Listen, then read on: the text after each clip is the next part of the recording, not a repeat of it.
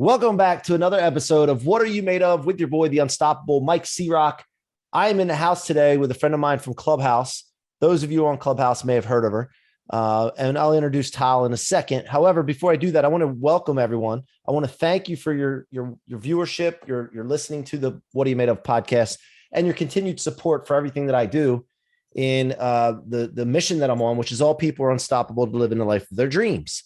And we're doing that through a lot of methods, which is the podcast, the book Rocket Fuel, speaking, coaching, and also the new tech platform Blueprinted, which if you haven't heard, Blueprinted is a great platform to find out the steps to achieve anything. And I just want to give you a heads up about that because it's going to be blowing up here very soon. We're adding our creators into the platform now to build blueprints. And if you happen to be a creator, coach, consultant, trainer, or just know how to do something, the steps to achieve something, and would like to impact with that and monetize in our marketplace where we're going to drive millions of people to, please go to blueprinted.com/VIP. That's BLOO printed.com/VIP and become one of our first 100 founding members. With that being said, Tal Navarro is an entrepreneur and pioneer of digital marketing. She founded and ran the first Israeli college for social media marketing and is a powerful influencer in her own right. Tal has become established by her successful fashion lifestyle blog and personal social media channels.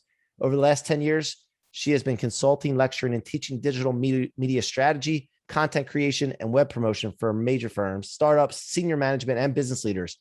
She founded Social Lady Media Boutique to help businesses and influencers achieve success through social media. Tal, welcome to the What Are You Made Of podcast. Thank you. Good to be here. You know, I got to give you some just a little heads up here. I usually wear a hat, and I'm transparent with everything with everybody. So I usually wear a hat, but I'm very well coached and mentored. And one of my coaches who's, advising me on my brand and where I'm going with being a tech entrepreneur and has said that, why are you covering up your head? And I grew up wearing hats and I kind of love it, but this is one of the first podcasts on my show without a hat on. And you get to experience that. So I just wanted to throw that out there. And since you're kind of in content and social media and branding, I'm sure, I just thought that was cool. First of all, it's cool because it fits you being without a hat. You're a good looking guy and there's no extra needed. That's it. Oh, well, thank you. I wasn't looking for that, but thank you. I'll take it. I'll take compliments all day. You know what? I'm also being real, authentic, and to the face. I'm not going around. So that's it. Thank you. Well, thank you. So I always start the show, Tal. We got to keep with tradition here of asking the question, what are you made of? What am I made of? That's a good question. Well, I'm made of love. I'm made of a lot of passion. I'm made of my life experiences and the things I've been through. And I'm made of flesh and blood, as we all do. I'm human. And definitely love and passion are the driven force of my life. And I think since my baby was born, it all came into her in the shape of a human being, this love and passion. But I also have some other babies like my business and other things that I do in my life. So I'm growing a lot of babies and it's all with passion and love. So I guess that's what I'm made of. Passion and love. I think that's what we get out of this. Passion and love and skin and bones, you said. So and listen, so with that being said too, are you a spiritual person? I believe I am. Yes. Yeah. I'm not meditating regularly, for example, but I am a spiritual in every aspect of myself for many years. And I've heard it from other people. I didn't even see myself as a spiritual person, but I always hear it from other people that I live the secret, that I live, whatever's there, dreaming and whatever, because I was born in a way that I am very passionate about a lot of things. So, and I see them in different levels, on different ways that people are seeing them. So I guess that's my answer. Love it. All right. Well, I appreciate that. And so tell you, take us back, where did you grow up? And take us back to being a kid. What was being a kid like where you grew up? I grew up in North Israel in a small neighborhood named Krayot. It's near Haifa. In very simple, sweet area. Not far from the beach. I'm a very big beach lover. And 2 sisters, great parents, 3 dogs. That's it. Does your dad lose his hair having 3 daughters? My dad actually has a bald hair just like you, and he's good Yeah. looking. He's a Yeah. really good looking guy. He's now 70 almost. Um, and he's amazing, an amazing human being. But yes, I have a daughter, and I'll tell you something. I don't know when this is going to go out, but I guess I'm going to share it until then. But I'm pregnant, actually. Oh, congratulations. Thank you. Thank you. And this little guy who's in here, he doesn't know yet, but his job is going to be her bodyguard. He doesn't know that yet. He's going to come out. That's his job. That's it. I'm going to put him in a commando from the day he was born to make sure he keeps her safe. That's so yes, he became bald because we are 3 girls and my sisters are beautiful, so there was always a line outside the house and my dad was with a rifle ready for any unnecessary guy to cross the door. I love it. When are you due with the baby? And May. Oh, May. Okay. Congratulations. That's awesome. Thank you. And that'll be number 2? That'll be number 2, yes. Okay. Okay. Awesome. Awesome. So growing up in Israel, what was that like? Like what was it? Like I've grown up in the United States, Right. and the United States is totally different than anywhere else in the world. That has some similarities to other places, but there was definitely some times I'm sure where there was some conflict between the countries in the Middle East. It's never just seems like peaceful. Right. So did you have to experience that as a kid at all? Of course, we all did. We had a few wars when I was a kid, and so we stayed in the safe room. But my parents kept us in as much bubble as possible. I grew up in a very happy environment, but when I was 18, I joined the army, and I was a lieutenant in the Israeli army for 3 years, and I was teaching to shoot the rifle during the war, and I was having reserved soldiers. Reserve means my dad's age, soldiers that I used to train how to use the communication tools at outside the field in the borders. And there was no phones at the time. There was like wires. We used to put wires and carry heavy communication tools from one place to another. And no wonder I have back problems all my life since. But I've carried them, and I had, trained my soldiers, etc. And I was like 18, right? Until I was 21. So Wow. it was one hell of experience, but it's They just teach, one of many in Israel. did they teach you how to fight? Like hand-to-hand combat? Everything. They teach Yeah. you have to be, and you also learn that in school because you have to protect yourself from everything in life. But Israel is an amazing place. Don't get me wrong. It's not like Yeah. you go on the Yeah. streets and there's war all the time. It's No, beautiful. no, I get it. Yeah. So you're a badass is what you're saying. That's what they're saying. I'm not saying that. I'll say you're a badass. How about that? So, okay. So then when you were in Israel, then how old were you when you came to the United States? Just when I finished the army, I left Israel 2 weeks after, and I moved to New York. No clue what I'm gonna do, and yeah, and that's how But everything. why did you leave though? Why? Why did I leave? I wanted to explore. I wanted to see the big world, and I'll tell you something else. I was born in New York. When I was 1 year old, my dad brought me back to Israel. My parents Okay. went there because my dad always said, my daughter is going to have American passport no matter what. So my mom was pregnant. They went to New York. They went to that hospital somewhere in the middle of nowhere. They made me, and they came back to Israel. So I will have these papers, which he always consistently made sure that it's going to be renewed and updated. And when I was in the army, he took me to New York for a visit.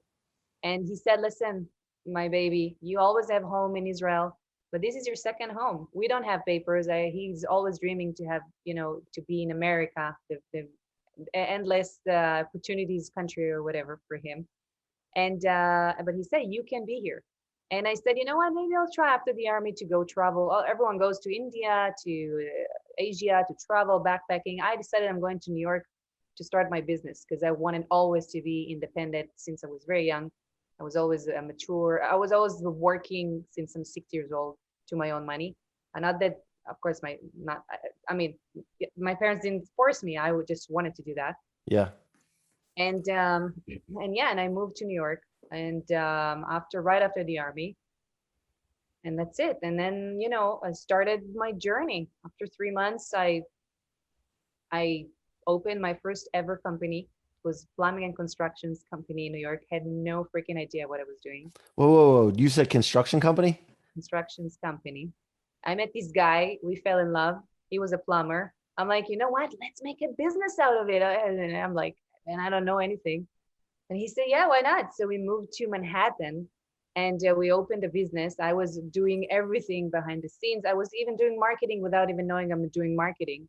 I was drawing the logo and handing out flyers to people.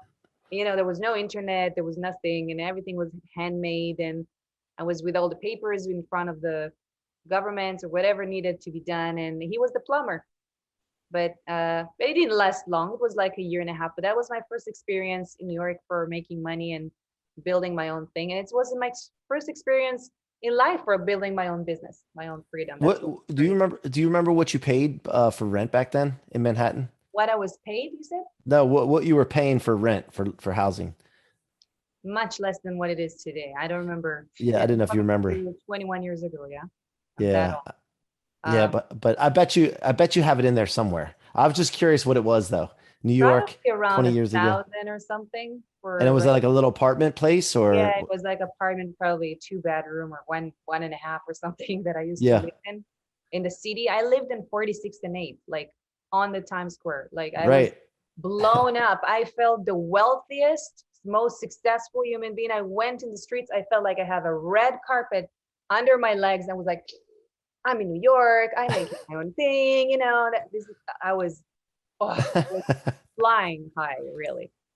And And that's then how the journey started. so what happened from there? Like what did you like the business went down or whatever, you closed the Yeah, business? so after a year and a half, didn't work out. We broke up.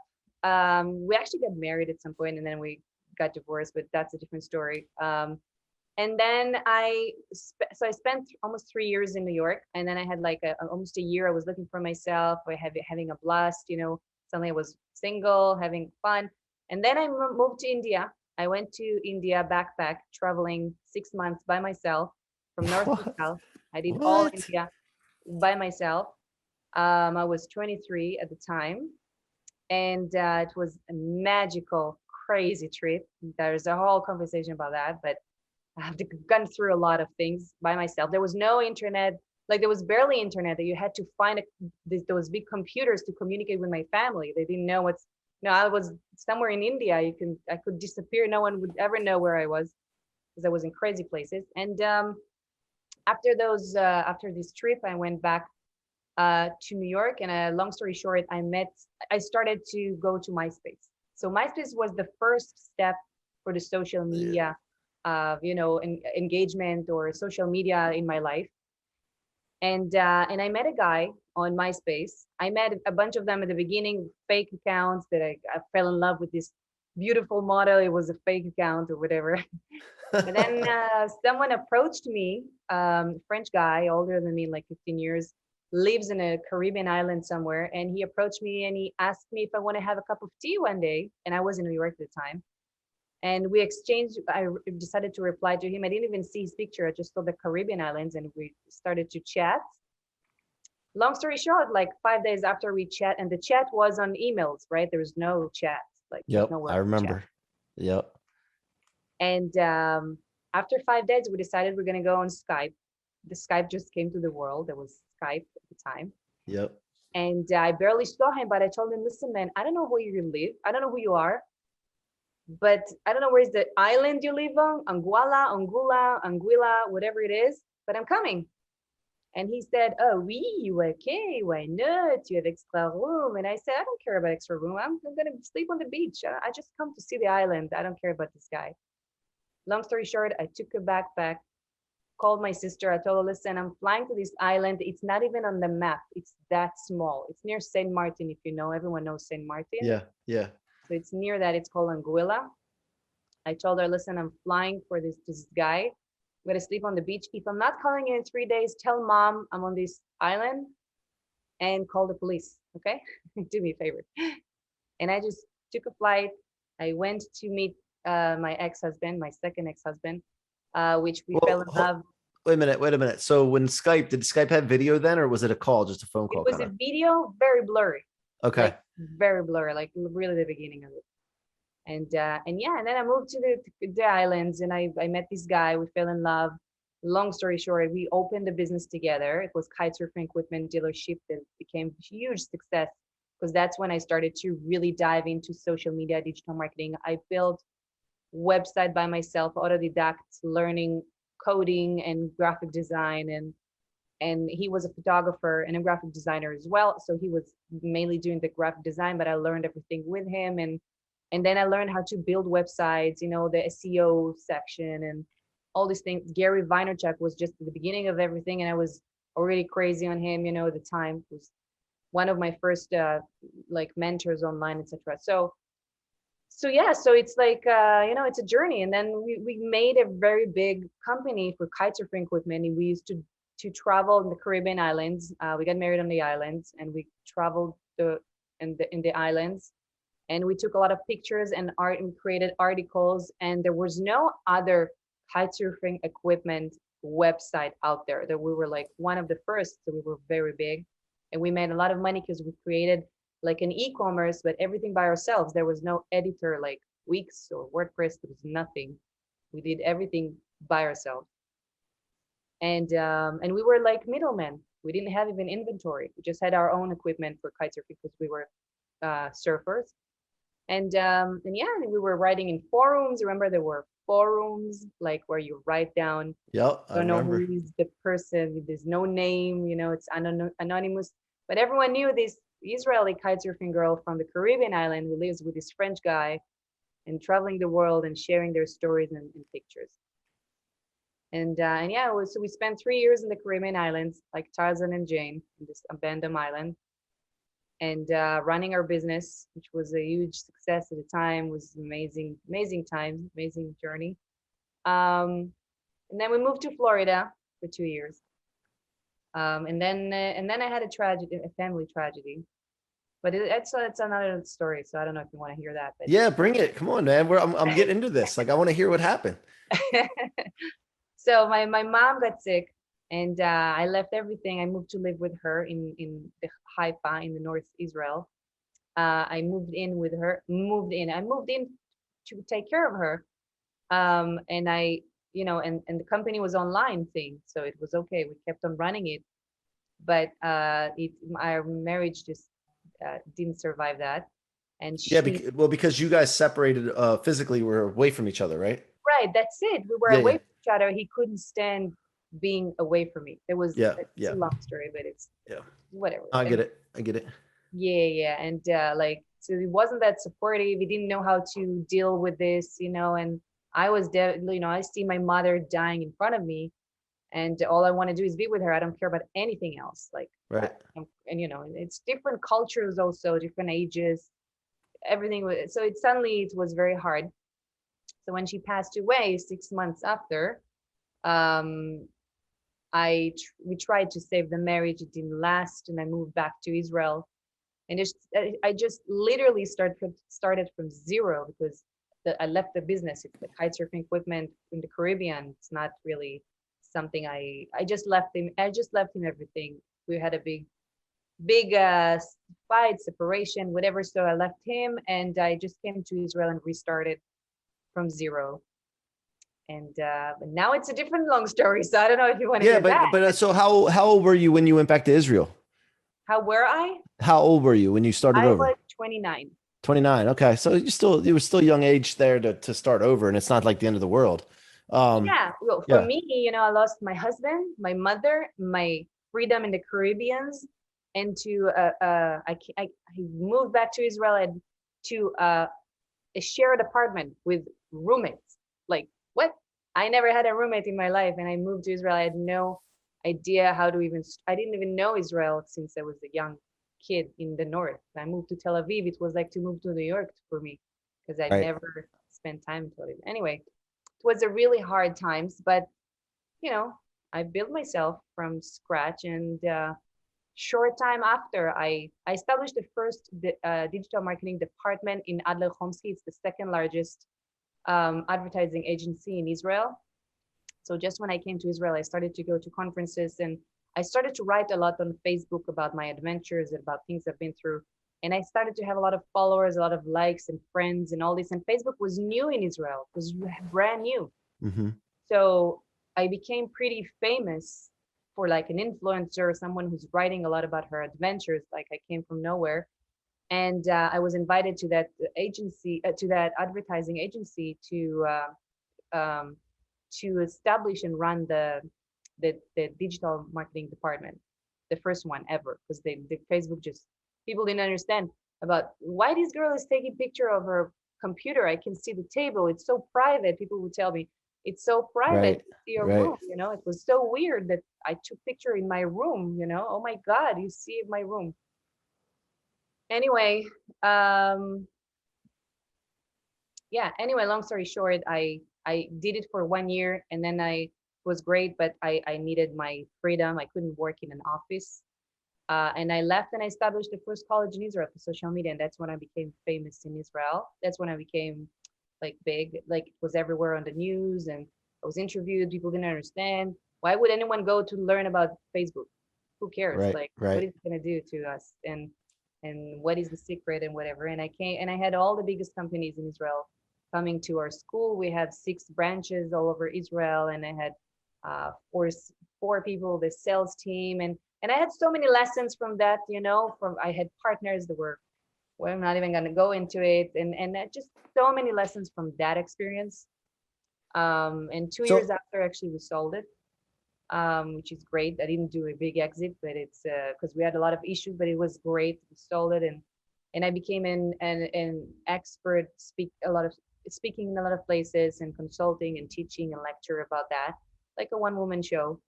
well, Uh, how did you know Facebook was going to be big and that people should start to learn about it? Like, what because did that for you? Facebook, because I saw the potential of the social media platforms the moment that I started with MySpace, which was one of the first social media platforms that I was on. And I saw what it did to my business. I mean, I remember when I had the kite surfing business and I came to visit Israel, and I saw people having stores, and I told my mom, why would someone keep a store, a clothing store, if only the neighborhood people can come and buy from it, instead of opening it online when everyone can buy from it? And that was before anyone even thought about, having e-commerce, or there was no Wix, no WordPress, no even editors. And it was really, I didn't understand that, but only later I understood. It's not that simple. There's a lot of reasons, um, but it took, but I understood that the digital marketing, the social media potential, because I freaking met my ex-husband on the social media, and my life changed because of social media. Right. Right. And I managed to build my business also with social media. We did videos on YouTube and Twitter, and Facebook just started. So we had a page. There were pages, like weird pages on Facebook at the time. Anyway, so it was big lessons that I learned before, and I understood the potential of Facebook also because I started to write a lot, and I started to get a lot of traction and followers. And here is the press coming to interview me about that. And here is, I was managed to run the department in Adler Chomsky, in the agency, etc. So it's all coming from the social media. So I understood the potential because it happened to me. And then I started to invest my time and knowledge in it, and understand how to build a strategy for it, and how to really work with this tool. And also all the time it's changing, Facebook changed all the time. Anyway, so I've learned, but not only Facebook, but Twitter and Instagram then came to the world just 2011. And so I was there at the beginning of everything. And so based on where you are now, like, what are you most proud of from your past? Every step of it. But what's the one thing that glares out to you? There's got to be one Wow. thing that, like, if you think about, what's the first thing that comes to your mind when I say that to you? Of course, the kitesurfing equipment. Of course, the balls that I had to step into doors of opportunities that I've had on my way, which I do till today. I have a lot of examples of it, but I'm just— That's courage, right? That's courage. You've had courage. I guess. Yeah. To make a decision and take advantage of opportunities, it takes courage. And that courage comes from somewhere. And it could be genetic, but it also could be something that when you were growing up or training that you experienced in maybe in the army. But yeah, that was courage, man. And that was it's impressive. And you still do that to this day. I'd be, if I was you, I would think about that, like being like the fact, because you just listed a couple things, but the one thing I could think of is how courageous you were. I can tell you, I'm pregnant. I have a baby. And last week there was the NFT NYC events. Yeah. Yep. And I got into crypto in 2017, and I'm very big and like very strong, and it's like very big fan of it. And since NFT came in, I started to dive into it. And now I'm really a big fan. But I just the last minute I discovered about this event, and I don't know a lot of people from the NFT in New York, etc. And I decided last minute I'm going. So I bought a ticket. I didn't even have a ticket to the event. I didn't care. I said I'm gonna. Somehow I'll get it, and I got it the day before I flew. So I flew. I got a hotel somewhere in Times Square. I landed at 10 p.m. I had no idea what I'm gonna do. I started to walk the streets by myself, and then I thought, what am I gonna do? I mean, by myself. What events are now? I don't know anyone. I tried to communicate with someone. He said you need RSVP, so forget it. I said, okay, maybe I'll go to sleep. And then I met two guys from the NFT, and we started to walk together. And then they discovered me a lot of tools about NFT, and I was awake until like 5 a.m., mind bloated with so many things I learned just from the first day I came. And it's all because I decided I'm going, and I'm in a pregnancy period that it's not the best, like not easy. Yeah. And a company I'm running and a baby at home. And I decided I'm going, to the nowhere, to somewhere I don't even know where. And I did it, and amazing things happen. But that's the only way to take an action. If you're really passionate about something, don't let anything keep you back. Anything, just jump into it. Worst case, nothing would come out of this event. Worst case, I lost, $1,500, and that's it. I just went and came back, and that's it. But you know what? I met some amazing people, and a lot of things are being built right now. So it's very exciting. So let me ask you this, because I'm spontaneous as hell too. Like if I decide I want to do something, I go do it. My wife understands that after 18 and a half years. How does your husband deal with your spontaneity? Because that sounds like it was a very spontaneous decision. Yeah. I'm sure that wasn't the first or the last, because you've just told us other stories in the past where you were spontaneous. But what's he say when you say something like that? Because my wife now, she just like, go get it, go get him. My husband, he's married me for that, for being crazy ass as I am. I mean, when we moved to LA, we had no idea where we are. We landed here, and why we moved here, because he got an offer to open here a chain. He's a private chef. He got an offer to open here a chain of poke with a big company, that it's a family company, da da da. We moved here after 2 weeks. We closed our life in Israel. Like we got it 2 weeks. We got the offer 2 weeks before. We closed our lives. He left. He was owning a restaurant. He left. I left my business. We moved to LA. Don't know anyone here except this company family, and don't know where we are. We landed in Beverly Hills. We found an apartment, and became our starting point. And then this company never worked out for him. So we just started from zero in LA, don't knowing anything. And a month after, I took him to Burning Man. I told him, listen, man, let's get freaking married. Let's have fun. Let's start this journey. And we just did. Went to Burning Man, we got married. And then, he started to cook for the biggest celebrities, biggest A-list, just from one that offered him. Since then, he's exploding. I don't want to do it name dropping, but that's cool. A lot of, and I built myself, my business, my social agency from zero. Also. Well, how long ago was that you moved to LA? 5 years ago. Oh, 5 years. Okay. So lots happened in 5 years. That's freaking sick, man. I love it. Well, look, I want to respect your time, and I can talk, there's a lot to talk about, because I like the way you're spontaneous. I like your courage. And I like the things that you're into. So we could talk. You just mentioned NFTs. Like I'm an addict with NFTs now, and I don't know. I see a drop and I see something I like, and I just go mint them. I don't even know if it's good or not. So I might have I am so bad. I might have a problem. I just got apes. I got fat apes. I got goats. I also got fat apes. Did you get any goats? No, not yet. Yeah, the goats just minted this week. They're pretty cool. So Yeah, I got to You stop fill looking at it. me in. I can't. I'm trying to be on top of everything. I don't know where you get your updates, but you need to fill me in. Yeah. I'm following on Instagram a lot, but also there's a group chat that we have with crypto and NFT and all that. So definitely can hook you up in there as well.